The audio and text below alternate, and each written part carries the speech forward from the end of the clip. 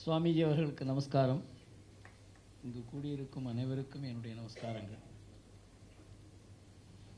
என்னை கீழாம்பூர் இங்கே அழைத்த பொழுது நான் இந்த பத்திரிகைகள், தமிழ்நாட்டில் வெளிவருகிற பத்திரிகைகளினுடைய பட்டியலை பார்த்தேன். எத்தனை பட்டியலினுடைய இது மாதிரி விழாவில் நம்மால் கலந்து கொள்ள முடியும் என்று யோசனை செய்தேன். அந்த மாதிரி விழாவுக்கு போவதே அவமானம் என்கிற நிலையில் தான் இன்றைக்கு பத்திரிகைகள் இருக்கின்றன என்பது நாம் புரிந்து கொள்ள வேண்டும். கீழாம்பூர் துக்ளக் ஒரு அரசியல் பத்திரிகை என்று கூறினார். அரசியலுக்கு அர்த்தமே இப்பொழுது மாறிவிட்டது. ஒரு காலத்தில் அரசியல் என்றாலே இந்த நாடு, இதனுடைய தர்மம், தெய்வீகம், ஆன்மீகம், இதுதான் அரசியலே. அதிகார அரசியல் வந்த பிறகுதான் இந்த புனிதமான கருத்துகளுக்கு அரசியலிலிருந்து ஒரு விலக்கம் ஏற்பட்டது. இதெல்லாம் விலக்கி வைக்கப்பட்டன. சுவாமி விவேகானந்தர் தான் இந்த நாட்டினுடைய சுதந்திர போராட்டத்துக்கே உந்துகோல். அவர்தான் இதற்கான சித்தாந்தத்தை கொடுத்தார். அவர் இல்லை என்றால் இந்த நாட்டின் சுதந்திர போராட்டமே உருவாகி இருக்காது என்று கூறியவர்கள் யார் யார் தெரியுமா? ஜவஹர்லால் நேரு, மகாத்மா காந்தி, சர்தார் பட்டேல், ராஜாஜி போன்ற பெரியவர்கள். யார் யார் இந்த நாட்டினுடைய சுதந்திர போராட்டத்தில் இந்த வேள்வியில் ஈடுபட்டார்களோ அவர்களுக்கு எல்லோருக்குமே உந்துகோலாக இருந்தது சுவாமி ராமகிருஷ்ணர் நமக்கு அளித்த சுவாமி விவேகானந்தர். என்றால் அரசியல் என்றால் என்ன என்று நமக்கு புரிய வேண்டும். அரசியல் என்பதற்கு ஒரு தவறான கருத்து, அது ஒரு தாழ்மையான ஒரு எண்ணம் ஏற்பட்டது சுதந்திரம் வந்த பிறகு. அது தமிழ்நாட்டில் 1977க்கு அப்புறம்தான். அரசியல் என்பது ஒரு சாக்கடை என்ற அளவுக்கு நாம் முடிவுக்கு வந்துட்டோம். அது பெரிய தவறு. அரசியல் வாழ்க்கையில் ஈடுபடுவதற்கு எனக்கு எந்த விதமான முகாந்திரமும் இல்லை. சாதாரணமான குடும்பத்தில் பிறந்தவன், ஒரு ஏழ்மையான குடும்பத்தில். நான் விவேகானந்தா காலேஜில் பிகாம் படிக்கும் பொழுது நேஷ்னல் லோன் ஸ்காலர்ஷிப்னு ஒன்று உண்டு. 900 ரூபா லோன் கொடுப்பாங்க. அது திரும்ப கட்டணும், 10 வருஷம், அது மாதிரி அதுக்கு ஒரு காலகட்டம் உண்டு. அதை வாங்கி தான் நான் ராமகிருஷ்ணா மடத்தில் பிகாமில் படித்தேன். அப்போ கிராமத்துலேருந்து வந்த பொழுது தமிழ் மீடியத்தில் படித்ததுனால ஆங்கிலமே புரியல. ஒரு 6 மாதம் திக்குமுக்காடி போய்விட்டது. அப்போ ஒரு சுவாமி என்னை அழைத்து, பயப்படாதே, 6 மாதத்தில் நீ தேறி விடுவாய் என்று எனக்கு ஆங்கிலத்தில் குறிப்பாக என்னை பார்த்து எப்படி ஆங்கிலத்தில் அவங்க பாடம் சொல்லி கொடுக்குறத நீ எப்படி கவனிக்கணும், எப்படி நோட்ஸ் எடுக்கணும் எல்லாம் சொல்லி கொடுத்து என் ஆங்கில பத்திரிகையாளர் ஆவேன் என்னால் நினைக்கவே இல்லை. ஆங்கில பத்திரிகையிலே எனக்கு ஒரு இடம் தேடி கொடுத்தது ராமகிருஷ்ணா மேடம். அது போன்ற ஒரு சூழ்நிலையில் ராமகிருஷ்ணா மடத்தில் இருந்து விவேகானந்தா காலேஜில் 3 ஆண்டு படித்ததுனால தான் எனக்கு இந்த நாட்டை பற்றிய ஒரு கற்பனை. எவ்வளோ ஒரு உயர்ந்த நாடு, இதில் பிறக்கிறதுக்கு நாம் எவ்வளோ புண்ணியம் செய்திருக்க வேண்டும் என்பது, இதுதான் நம்முடைய அரசியலினுடைய ஆதாரமே. இன்றைக்கு அரசியல் என்பது அதிகாரம், அது ஒரு எம்எல்ஏ வாங்கணும், அது போகணும், பணம் குவிக்கணும். இது மாதிரி ஒரு அரசியலில் இந்த மாதிரி ஒரு எண்ணத்தை கலந்து வேலை செய்வது மிகவும் கஷ்டங்கிறதுனால தான் அரசியலிலேருந்து நல்லவர்கள் விலகி அரசியல் என்றாலே தவறு என்று ஆகிவிட்டது. அதை மாற்ற வேண்டும் என்பதற்காகத்தான் துக்ளக் தொடங்கப்பட்டது. துக்ளக்கை தொடங்கும் பொழுது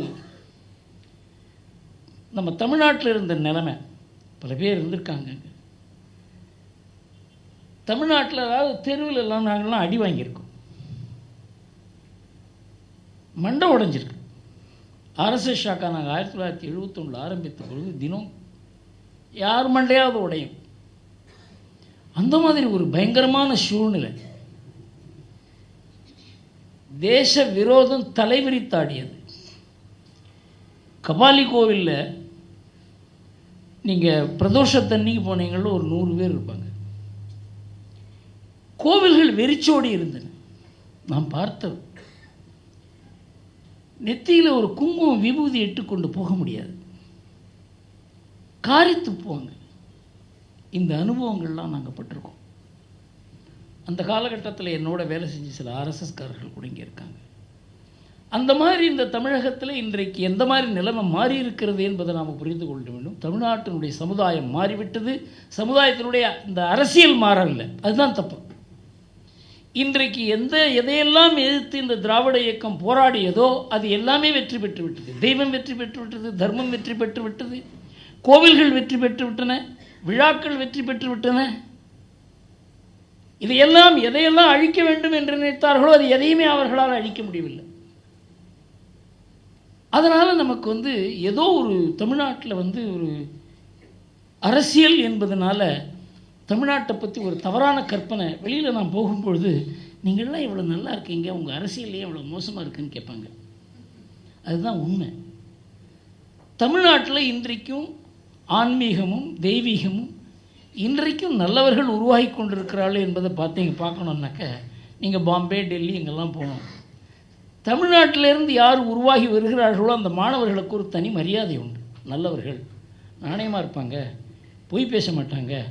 இந்த மாதிரி எல்லாம் ஒரு தமிழ்நாட்டில் அந்த ஒரு தோற்றம் இருக்கிறது என்றால் நம்மளோட ஆன்மீக பாரம்பரியம் தான் காரணம். தமிழ்நாட்டை பொறுத்த வரைக்கும் என்னுடைய நம்பிக்கை என்னவென்றால் தமிழ்நாட்டின் மூலமாக தான் இந்த நாடே மாற முடியும் என்பது கூட நான் நினச்சிருக்கேன். இதை பல பேர் எப்படி புரிந்து கொள்ள வேண்டும் என்றால், வெளிநாட்டினுடைய படையெடுப்பால், முகலாயர்களுடைய படையெடுப்பால் பாதிக்கப்படாத, பெரிய அளவு பாதிக்கப்படாத 5000-10,000 ஆண்டுகளாக நம்முடைய வாழ்க்கை முறை தொடர்ந்து இருக்கிற ஒரே இடம் தமிழ்நாடு தான். மிச்சம் எல்லா இடத்துலையும் இதெல்லாம் பாதிக்கப்பட்டு அவங்களுடைய நூல் அருந்து விட்டது. இங்கே அந்த ஆன்மீக பாரம்பரியம், இந்த நாட்டையே காப்பாற்றக்கூடிய ஆன்மீக பாரம்பரியம் நம்ம நாட்டில் தான் அர்த்தத்தோடு இருக்கிறது, தமிழ்நாட்டில் தான். இப்போ நான் கும்பமேளா போயிருந்தேன். எப்போ வழக்கமாக கும்பமேளா போய் ஸ்நானம் செய்து விட்டு வருவது என்பது சாதாரணமான ஒரு பழக்கம். ஆனால் இந்த முறை நான் என்ன முடிவு பண்ணேன், கும்பமேளாவை போய் பார்த்து அதனுடைய அர்த்தம் என்ன என்று புரிந்து கொள்ள வேண்டும். யாருமே அழைப்பதில் கொடுக்காத 65 கோடி மக்கள் வருகிறார்கள், அவர்கள் பார்த்து போய்கொண்டிருக்கிறார்கள் என்றால் இது ஒரு சாதாரணமான விஷயம் அல்ல. இது இந்த தேசத்தினுடைய ஆன்மீகம், ஆன்மா சம்பந்தப்பட்ட விஷயம். நம்ம அறியாத ஒரு உணர்வு நம்ம ஒன்றில் ஈடுபடுத்துகிறத, அதுதான் இந்த நாட்டினுடைய ஆன்மீக பாரம்பரியம். நான் அங்கே போய் 3 நாள் சாதாரணமாக எந்த இடத்துல இடம் இருந்ததோ படித்து கொண்டிருந்தேன். யார் சாப்பாடு போட்டாரோ சாப்பிட்டு கொண்டிருந்தேன். இந்த மக்களையே பார்த்து கொண்டிருந்தேன். அங்கே இருந்த ஞானிகள், அங்கே இருந்த நிர்வாண சன்னியாசிகள், அங்கே இருந்த அகோரிகள், யார் யாரை பற்றி தவறான அபிப்பிராயம் இருக்கிறதோ அவர்கள் எல்லோரையும் சென்று பார்த்து அவர்கள் எப்படி எப்படி ஆனார்கள் என்று கேட்டு நோட்ஸ் எடுத்து கொண்டு வந்தேன். என்னால் புரியவே இல்லை. பத்திரிகைகள்லாம் எந்த அளவுக்கு அறியாமையில் இருக்கிறார்கள் என்பதை என்னால் புரிந்து கொள்ளவே முடியல. கூட்டத்தை தான் பார்க்குறாங்களே தவிர, அந்த கூட்டத்தில் ஒரு பெண்மணியும் போகும்போது நான் ஒரு அரை மணி நேரத்தில் ஃபோட்டோ எடுக்க சொன்னேன் என்னோட கூட வந்த ஒருவரை. 3வது 4வது பெண்மணி தலையில் 5 கிலோ 6 கிலோ வெயிட் எடுத்துன்னு போயிட்டு இருந்தாங்க. அவங்கெல்லாம் போய் கேட்க சொன்னாங்க, யார் அப்படின்னு. ராஜஸ்தான்லேருந்து இருக்காங்க, மத்திய பிரதேசம் வந்திருக்காங்க, ஒரிசாலேருந்து வந்திருக்காங்க, தமிழ்நாட்டிலேருந்து வந்திருக்காங்க. சாரியா அந்த இடத்துக்கு அவங்க வரத்துக்கு 50 கிலோமீட்டர் நடக்கணும். நானெல்லாம் ஃப்ளைட்டில் போய் இதில் அந்த ஏர்போர்ட்டில் இறங்கி அங்கேருந்து போகிறதுக்குள்ளே 15 கிலோமீட்டர், அங்கே உள்ளே போகிறதுக்குள்ளேயே 5 மணி நேரம் ஆச்சு. அந்த இடத்துக்கு நடந்து போகிறாங்க, குழந்தைய எடுத்துன்னு வராங்க. 3 மாத குழந்தை, 4 மாத குழந்தை. இதெல்லாம் பார்த்து நான் ஆடி போயிட்டேன். எந்த ஒரு உந்துதல் இருந்தால், அங்கே வேற அதில் ஏதோ ஒரு ஆக்சிடெண்ட், அதில் 50 பேர் செத்து போயிட்டாங்க. அந்த இடத்துக்கு போகணுமா? நான் ஏதோ ஒரு சாதாரணமான மக்கள் மாத்திரம் இதை பண்ணலை. நான் பார்த்தேன் NRDF போட்டில் அந்த சரஸ்வதி குண்டுன்ற ஒரு இடம் எடுக்கிறது. சரஸ்வதி அங்கே அந்தர்வாகினியாக வருகிறார் என்பதனால அங்கே போய் ஸ்நானம் செய்ய வேண்டும் என்பதற்காக இந்த NRDF போட்டை எடுத்துக்கொண்டு போனோம்.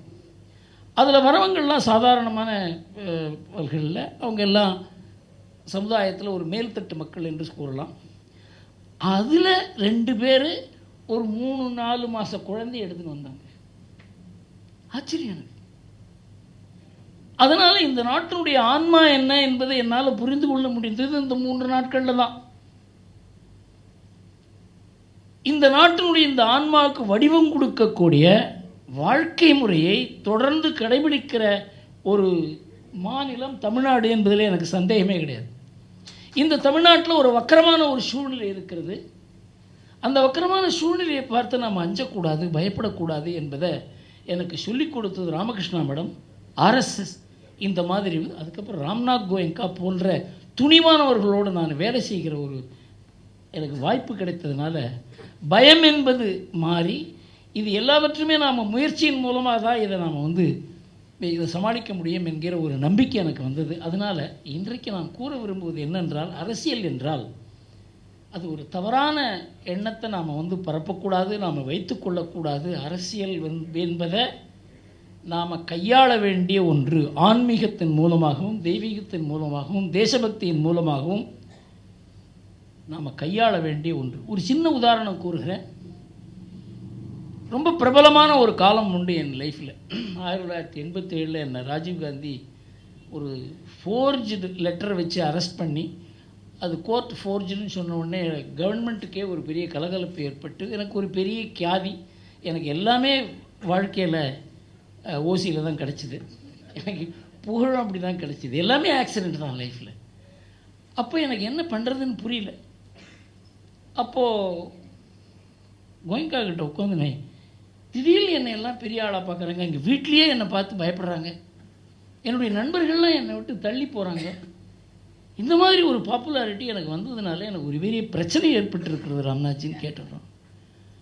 அவர் சொன்னார், வாழ்க்கையில் நீ எதை வேண்டாம் நீ சமாளித்து விட முடியும், பணத்தை பதுக்கி விட முடியும், அழகை கூட மறைத்து விட முடியும், ஆனால் புகழை மறைக்க முடியாது.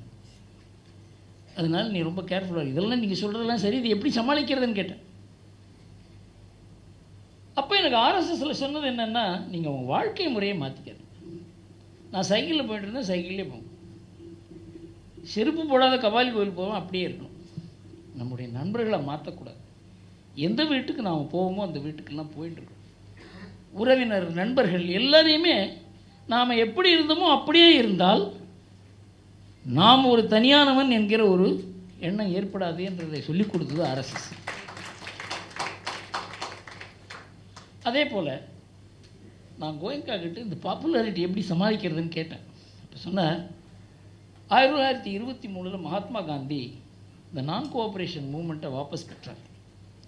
அதாவது வெற்றி பெற வேண்டிய ஒரு நேரத்தில், வெண்ணெய் திரண்டு வருகிற ஒரு நேரத்தில் தாழியை உடைத்த கதையாக மகாத்மா காந்திக்கு ஒரு பெரிய அவப்பெயர் ஏற்பட்டது. ஏனென்றால் சௌரி சோரா என்கிற ஒரு இடத்துல 14 போலீஸ்காரர்களை அந்த போராட்டக்காரர்கள் கொளுத்தி விட்டார்கள்.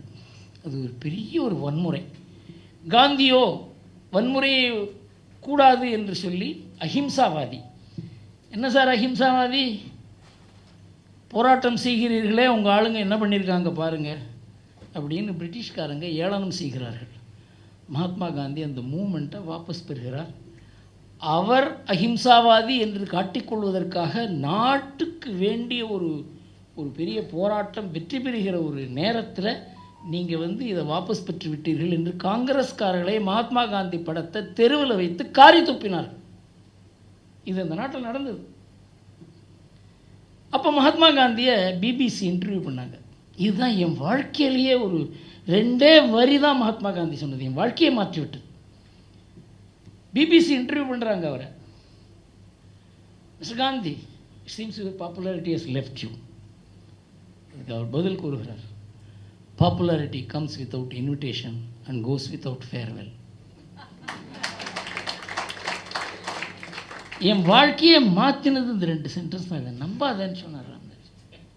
பாப்புலாரிட்டிங்கிறது மற்றவங்க நம்ம பற்றி நினைக்கிறது, இது எப்போ வேண்டாம் மாறலாம், இதை நம்பிடாதேன்னு சொன்னார்.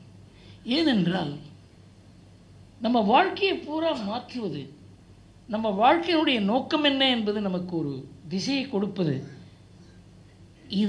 இதை தான் ஆதாரமாக வைத்து கொள்ள வேண்டுமே தவிர மற்றதெல்லாம் வரும் போகும். பணம் வரும் போகும், புகழ் வரும் போகும், பதவி வரும் போகும். இது எனக்கு சின்ன வயசுலேயே இந்த மாதிரி அனுபவங்கள் மூலமாக ஏற்பட்டதுனால என்னை மெட்ராஸில் தான் முடிவு பண்ணாங்க. இங்கே சூர்நாராயண ராவ் ஆர்எஸ்எஸ் பெரிய பிரச்சாரக்கு என்னெல்லாம் வடிவமைத்தவர். அவர் ஒரு மீட்டிங் அழைத்திருந்தார். நீங்கள் போய் மத்திய பிரதேசில் போய் 1992 மத்திய பிரதேசில் போய் நீங்கள் ஓட்டரை ரெஜிஸ்டர் பண்ணணும், நீங்கள் ராஜ்யசபாவுக்கு போக வேண்டும் என்று கூறினார். வாஜ்பாய், அத்வானி எல்லாருமே என்கிட்ட சொன்னாங்க நீங்கள் பண்ணணும் அப்படின்னு சொல்லி. எனக்கு இன்னும் அரசியலில் அந்த அரசியலில் நாட்டம் இல்லை. அரசியலில் எவ்வளவு ஈடுபாடு இருந்தாலும் தேசிய அரசியல், ஆன்மீக அரசியல், தெய்வீக அரசியல் தான் எனக்கு நம்பிக்கை இருந்ததே தவிர அதிகார அரசியலில் எனக்கு நம்பிக்கை இல்லை. எனக்கு என்ன பண்ணுறதுனே புரியல. நான் காஞ்சி மகாசுவாமிகிட்ட போனேன். அவர் என்னை பார்த்த உடனே நல்ல இந்த வெயிட் இது ஏன்னா இது இவங்கெல்லாம் இவ்வளோ பெரியவர்கள் கூறுகிறார்கள், நாம் அவர்கள் பேச்சை கேட்டே வளர்ந்தவன், எப்படி மறுப்பது? என்னை பார்த்த உடனே நீ மகாத்மா காந்தியை படிச்சிருக்கியான்னு கேட்டார். நாம் ஏதோ பிரச்சனையோடு வந்திருக்கோம், மகாத்மா காந்தியை படிச்சிருக்கியான்னு கேட்டேன். இல்லை, நான் கொஞ்சம் கொஞ்சம் படிச்சிருக்கேன், 100 வால்யூம் அதை எப்படி படிக்க முடியும் அப்படின்னு. 1917 18 19 ஏதோ சொன்னார். ஆல் இண்டியா பிஷப் கான்ஃபரன்ஸ் அதில் மகாத்மா காந்தி பேசிவிட்டு அங்கே இருக்க பத்திரிகையாளர் சந்திப்பில் அவர் ஒரு உரையாற்றி இருக்கிறார். பத்திரிகையாளர் கேள்விக்கு பதில் கூறியிருக்கிறார். அதை படிச்சுட்டு அதில் உனக்கு எது பிடிச்சிருக்குன்னு சொல்லுன்னு சொன்னார். ஸ்னூக்கர் கேம் மாதிரி இருந்தது. நான் சென்டர் ஃபார் பாலிசி ஸ்டடீஸ் என்னுடைய நண்பர்கள் இருந்தாங்க. அவங்களுடைய லைப்ரரியில் இந்த புக்கு மகாத்மா காந்தி வால்யூம் இருந்தது. அதுக்கப்புறம் தான் நான் வாங்கினேன் மகாத்மா காந்தி வால்யூம்ஸ். அதில் ஒரு கேள்வி, அது என் மனதில் இருக்க கேள்வி. Mister Gandhi, can Brahmins be in politics? என் மனதில் இருக்க கேள்வி. தமிழகத்தில் பிராமணர்கள் அரசியல் இருக்க வேண்டும் என்றால் ஒன்று வெட்கமில்லாமல் இருக்க வேண்டும், இல்லது அசாத்திய துணிச்சல் இருக்க வேண்டும். என்ன இருக்க முடியாது. எனக்கு அசாத்திய துணிச்சல் இருந்தது தவிர வெக்கம் இருந்தது. இதில் ஏன்டா போய் மாட்டிக்கணும் அப்படின்னு. சோவுக்கு எனக்கு இதில் பெரிய கருத்து வேறுபாடு உண்டு. நீங்கள் அரசியலுக்கு போகணும்னு சொல்லுவார். நான் அரசியல் தமிழ்நாட்டில் பிராமணர்களை ஏற்கும் அரசியல் வரும் வரையில் அரசியல் பக்கம் போகக்கூடாது பிராமணர்கள் என்பதில் நான் உறுதியாக இருந்திருக்கிறேன். இதை பற்றி பேசியிருக்கிறேன். இதை பற்றி வாஜ்பாய் கிட்ட பேசியிருக்கிறேன். அப்போது காந்தி கூறுகிறார், Brahmins can be in politics, but they should not be in electoral politics or power politics. எவ்வளோ பெரிய வித்தியாசம் பாருங்கள். பாலிட்டிக்ஸ் என்பதில் 2 அம்சம் இருக்கிறது. அதிகாரம் இல்லாத அரசியல் எல்லோருக்கும் தேவை. அது ஓட்டு போடுவது மாத்திரமல்ல. அதனால் அரசியல் என்பதனுடைய தாற்பயத்தை நாம் மாற்ற வேண்டும். அடுத்த கேள்வி கேட்குறேன். நீங்கள் வாணியனாச்ச, நீ வியாபாரியாச்ச, நீ ஏன் பாலிட்டிக்ஸில் இருக்க அப்படின்னு கேட்குறேன். Gandhi was a very clever man. நான் காந்தி பற்றி எழுதியிருக்கிறேன். காந்தி என்பது, மகாத்மா என்பது வடிவமைக்கப்பட்ட உருவம். ஆனால் இது one of the greatest strategies I have seen. ஒரு குரங்கு கூட்டத்தை வைத்து சம்பந்தம் இல்லாத லீடர்களை வச்சு, ஜவஹர்லால் நேரு, சர்தார் பட்டேல், அபுல் கலாம் ஆசாத், யாருக்கு சம்பந்தமே கிடையாது, இவங்க எல்லாரையும் வச்சு ஒரு சர்க்கஸ் நடத்தி சுதந்திரம் வாங்கி கொடுத்த ஒரு பெரிய ஸ்ட்ராட்டஜிஸ் என்று துக்ளக்கில் நான் எழுதி நடந்து போகிறார். அங்கேருந்து ஒரு பானலிங்கம் வருகிறார். அந்த லிங்கம் தான் எங்கள் கிராமத்தில் பிரதிஷ்டை செய்யப்பட்டிருக்கிறது. அந்த மாதிரி ஒரு ஈர்ப்பு. அவர் சொல்கிறார், கங்கை என்கிற ஈர்ப்பு இருக்கிறத, அதுதான் இந்த நாடு. சொல்லிவிட்டு, we are one in the sense in which no two Englishmen are. அவருடைய பதில். இதெல்லாம் பள்ளிக்கூடங்களில் கற்பிக்கப்பட வேண்டியது. மகாத்மா காந்தி கூறியதை, மகாத்மா காந்தி பேரால் யார் யார் அதனால் பலனடைந்தார்களோ அவர்களே இதை செய்யவில்லை. கலைமகளில் மகாத்மா காந்தியினுடைய ஹிந்த் சுராஜை தமிழில் டிரான்ஸ்லேட் பண்ணி அதை நீங்கள் போட வேண்டும். துக்ளக்கில் அப்பப்போ எழுதி கொண்டிருக்கிறேன் நான். இந்த நாட்டுக்கு, தமிழ்நாட்டுக்கு தேவை அறியாமையை மாற்ற வேண்டும். தமிழ்நாட்டில் ஒரு பெரிய அறியாமை அரசியலில் இருக்குது, பத்திரிகை துறையில் இருக்குது, படித்தவர்கள்கிட்ட இருக்குது. சாதாரணமான ஆள்கிட்ட அறியாமை இருக்குதுன்னு நான் நினைக்கவே இல்லை. தமிழ்நாட்டை பார்த்த வரைக்கும் சாதாரணமானவர்கள் நல்லபடியாக இருக்காங்க, குடும்பங்கள் நல்லபடியாக இருக்கின்றன, அப்பா அம்மாவுக்கு இன்றைக்கி மரியாதை இருக்கிறது, பெண்களுக்கு மரியாதை இருக்கிறது. இதெல்லாம் தமிழ்நாட்டில் எங்கே போனாலும் நான் பார்க்குறேன். ஆனால் இதே தமிழ்நாட்டில் நான் இப்போது ஆசிரியர்களை பற்றியெல்லாம் பேச்சு வந்தது. எந்த மாதிரி ஆசிரியர்கள் இருந்திருக்காங்க? பத்திரிக்கையும் சரி. எனக்கு நான் விழுப்புரம் முனிசிபல் ஹைஸ்கூலில் படித்தேன். பல தமிழ் வாத்தியார், இங்கிலீஷ் வாத்தியார், ஹிஸ்ட்ரி, மறக்கவே முடியாது. இன்றைக்கு வாத்தியாரை பார்த்தா பெண் குழந்தைகள்லாம் பயப்படுற மாதிரி ஒரு நிலைமை உருவாக்கியிருக்கு. இது ஒரு வக்கம். நம்ம அரசியல் எப்படி கெட்டிருக்கிறதோ அது மாதிரி கல்வித்துறையும் கெட்டிருக்கிறது, பத்திரிகை துறையும் கெட்டிருக்கிறது. இன்றைக்கு பத்திரிகை துறையில் ஒரு குடும்ப பத்திரிக்கைன்னு ஒரு காலத்தில் போடுவாங்க, நான் பார்த்துருக்கேன். ஆனந்த விகடன் குடும்ப பத்திரிகை அதை போட்டாங்க, ட்ராப் பண்ணிட்டாங்க. பார்த்தீங்களா, குடும்பமாக படிக்க முடியாது. அது வீட்டில் வாங்க முடியாத பத்திரிகைகள் தான் இன்னைக்கு. இதை வாங்கினா என்ன ஆகும்? இன்றைக்கு குடும்பத்தில் வாசிக்கக்கூடிய பத்திரிகையை நடத்தி கொண்டிருக்கிறவங்களுக்கு ஒரு பெரிய, இது ஒரு நல்ல செயல் மாத்திரம் இல்லை, தர்மம். இந்த தர்மத்தை நீங்கள் செய்து கொண்டிருக்கிறீர்கள். ஆனால் இது இன்னும் பல குடும்பங்களுக்கு போக வேண்டும் என்கிறது என் ஆசை. அதற்கு நாம் என்ன பண்ணோம்? நாம் ஏதாவது ஒரு முயற்சி பண்ணாத ஒன்று நடக்காது. முயற்சி இல்லாத எந்த நல்லதும் நடக்காது, முயற்சி இல்லாத கெட்டதெல்லாம் நடக்கும். அது ஏன்னா மனிதனுடைய இயல்பு. தவறு செய்வது மனிதனுடைய இயல்பு. அதை மாற்றிக்கொள்வதற்கு தான் அவனுக்கு மார்க்கம் தேவையே தவிர, அதனால் ஐயோ கெட்டதெல்லாம் இப்படி நடக்கிறதே அப்படின்னா அது இயற்கை. அதிலேருந்து மாறி நடக்கணும் அப்படின்னா அதுக்கு முயற்சி தேவை. நான் எப்போவுமே சொல்லுவேன், ஆர்எஸ்எஸ் என்ன பண்ணாங்க, இதை பற்றி நான் நிறைய யோசனை பண்ணியிருக்கேன், பல பேர்கிட்ட பேசியிருக்கேன். 100 ஆண்டுகள் இந்த நாட்டை மாற்றி விட்டார்கள். எப்படி மாற்றினாங்க? இந்த நாட்டை பற்றி கவலைப்படுறவங்களை பூரா ஒன்றாக இணைத்தார்கள்.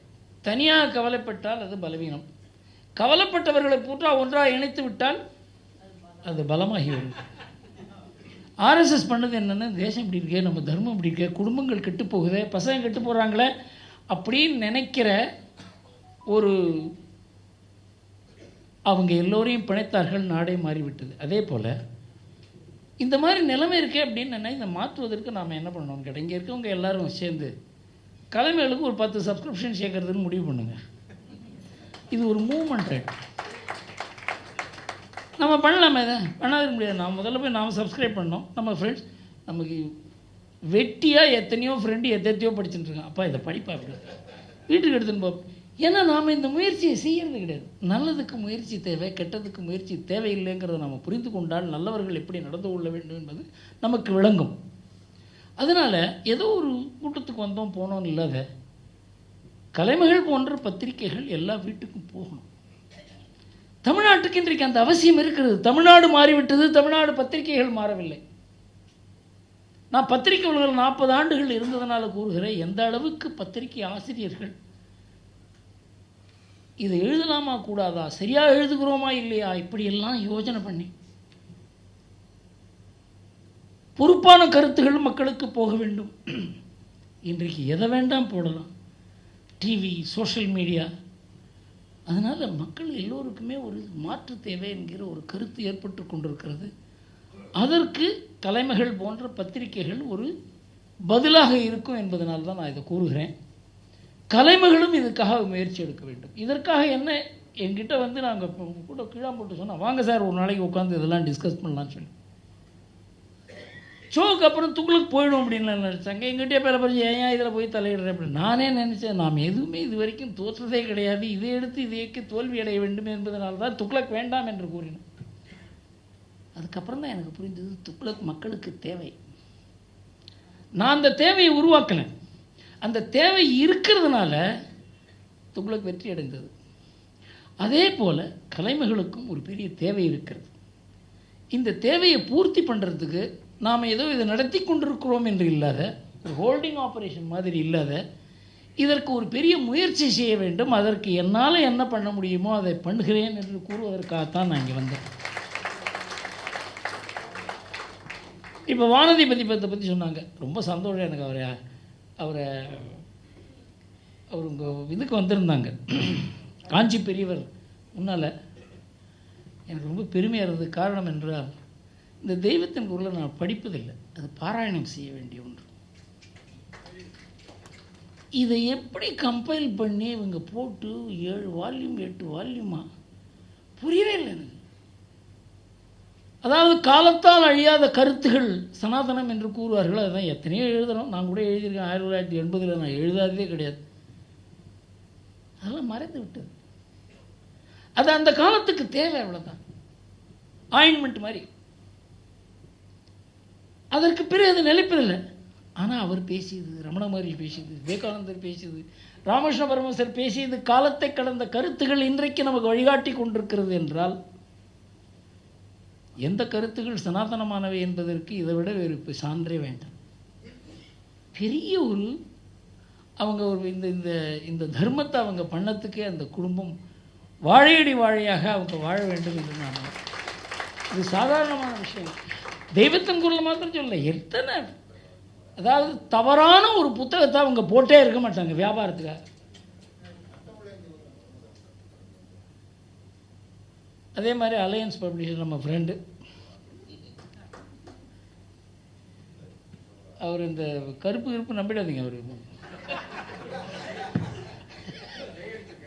ஆமாம் ஆமாம், நான் ஒரு நாளாக அதை டைரியில் அதை பார்க்கணும் சார்னு கேட்குறேன், கொடுக்க மாட்டேன்.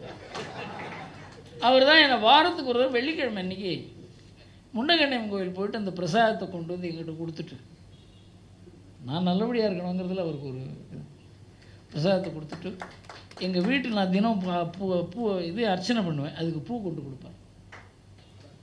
இதெல்லாம் நம்ம பாரம்பரிய உறவு முறைகள், ஒருத்தர் போய் பார்க்குறது, பழகிறது, இதெல்லாமே நின்று போச்சு. எல்லாம் டெலிவிஷன் பார்த்துட்ருக்கோம், இல்லை கையில் செல்ஃபோன் பார்த்து கொண்டு இருக்கோம்.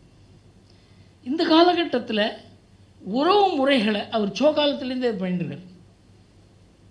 அதனால் அவங்களுடைய பாரம்பரியம், மகாத்மா காந்தி வந்து அவங்கள்ட்ட கையெழுத்து போட்டு இந்த அலையன்ஸ் பப்ளிஷருக்கு வாழ்த்துறை கூறியிருக்கிறார்.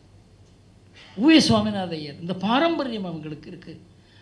அந்த பாரம்பரியம் இருக்கவங்க எல்லாருக்குமே ஒரு பிரச்சனை என்னன்னாக்க, அந்த பாரம்பரியத்தையும் வியாபாரத்தையும் எப்படி சேர்த்து பண்ணுறதுங்கிறது தான் பிரச்சனை. பாரம்பரியத்தை கைவிட்ட பத்திரிகைகள் எத்தனையோ பிரபலமாக இருக்கின்றன, ஆனால் பாரம்பரியம் இல்லை. பாரம்பரியம் தான் ஆன்மா. இப்போ எத்தனையோ பத்திரிகைகள் இருக்குது, அதுக்கெல்லாம் ஆன்மா இல்லை. பேர் இருக்கிறது, ஆன்மா இல்லை. பிரபலமாக இருக்கிறார்கள், ஆன்மா இல்லை. வியாபாரம் இருக்கிறது, ஆன்மா இல்லை. வருமானம் இருக்கிறது, ஆன்மா இல்லை. இது எல்லாமே இல்லாத கலைமைகளுக்கு ஆன்மா இருக்கிறது, அதுதான் முக்கியம். அதே மாதிரி அலையன்ஸ் பப்ளிஷர்ஸ் அந்த தொடர்ச்சி அப்படியே இன்று வரைக்கும் பண்ணிட்டு இருக்காங்க. நான் வந்து ராமகிருஷ்ண விஷயத்தை பற்றி, ராமகிருஷ்ணா மடத்தை பற்றி கூறுவது நான் ஏதோ ஒரு பெருமைக்காக கூறலாமே தவிர, நம்ம எல்லோருக்குமே ஒரு உந்துதலுக்கு கொடுக்கக்கூடிய ஒரு அமைப்பு, இந்த நாட்டுக்காகவே உருவாக்கப்பட்ட அமைப்பு. இது ஏதோ ஒரு ஆன்மீகம், இது ஏதோ காவி கொட்டி கட்டி கொண்டிருப்பது கிடையாது. இந்த நாட்டை புனருத்தாரணம் செய்வதற்காகவே ராமகிருஷ்ண பரமஹம்சர் பிறந்தார். விவேகானந்தர் உருவாக்கினார், நாடே மாறிவிட்டது. அதனால் அந்த ராமகிருஷ்ண விஜயத்தினுடைய அது 1.5 லட்சம் காப்பி விற்கிறது அப்படின்னு சொன்னால் தமிழ்நாட்டில் எவ்வளோ பெரிய ஒரு மாற்றம் ஏற்பட்டிருக்கிறது. விளையாட்டான விஷயம். 150 லட்சம், 1,50,000 வீடுகளுக்கு ராமகிருஷ்ண விஜயம் போவது என்றால் தமிழ்நாடு எந்த அளவுக்கு ஆன்மீகத்தில் ஈடுபாடு கொண்டு இருக்கிறது என்பதை புரிந்து கொள்ள வேண்டும். தமிழ்நாடு எப்படி மாறி இருக்கிறது என்பதை புரிந்து கொள்ள வேண்டும். என்னுடைய நண்பர்கள் 2 பேர் வந்திருக்காங்க, கலைமணி அம்பலம், அப்புறம் மருது.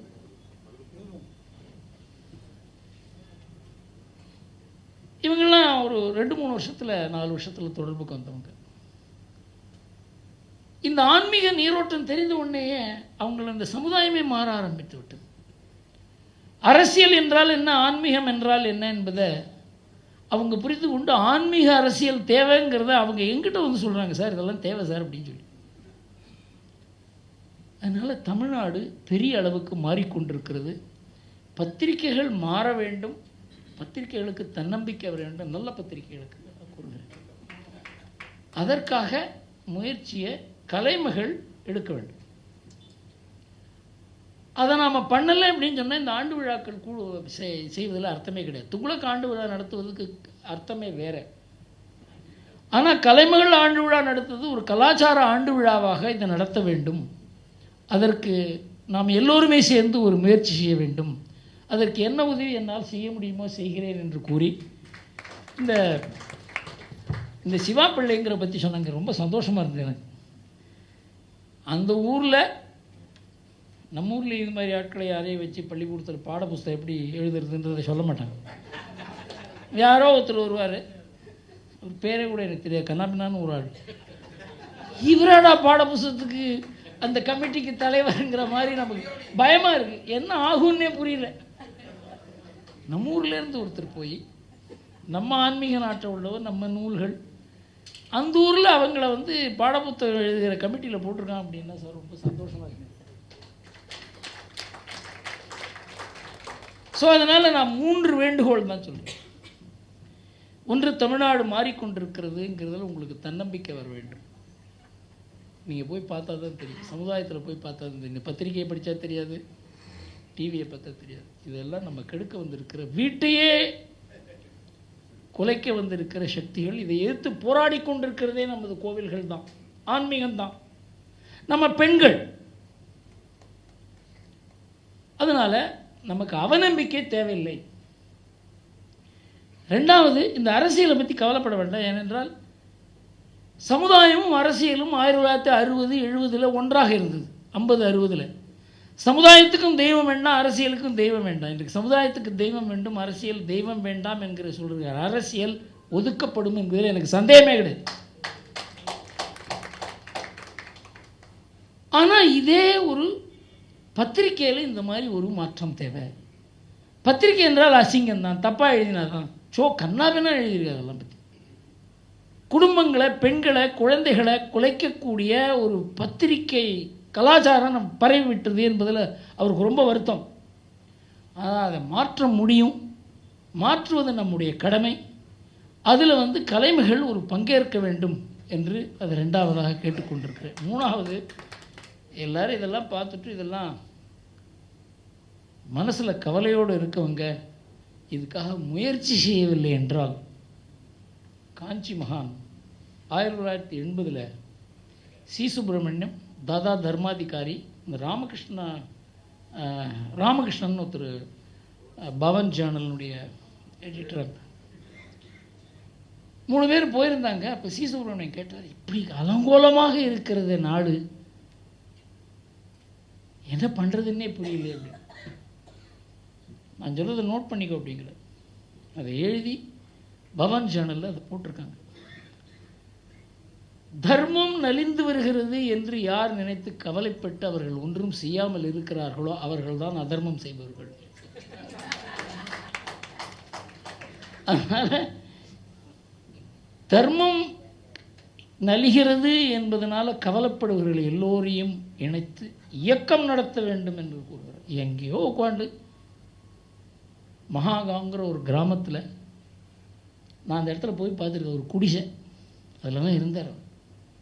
அங்கே இருந்து அவருடைய சி. சுப்பிரமணியம் போகும்போது நீ எழுதிக்கொள் என்று கூறுகிறார். அதனால் தர்மம் நலிந்தது என்று நாம் நினைத்தால், நினைத்து ஒன்றும் செய்யவில்லை என்றால், நாம் தான் தர்மம் நலிய காரணம் என்று நாம் புரிந்து கொள்ள வேண்டும். முயற்சி தேவை. சமக்கல்வி நமது உரிமை. விழித்திடு தமிழகமே. தேசிய கல்விக் கொள்கைக்கு ஆதரவு தாரீர். மாபெரும் கையெழுத்து இயக்கம். அழைக்கிறார் பாஜக மாநில துணைத் தலைவர் டால்பின் ஸ்ரீதரன்.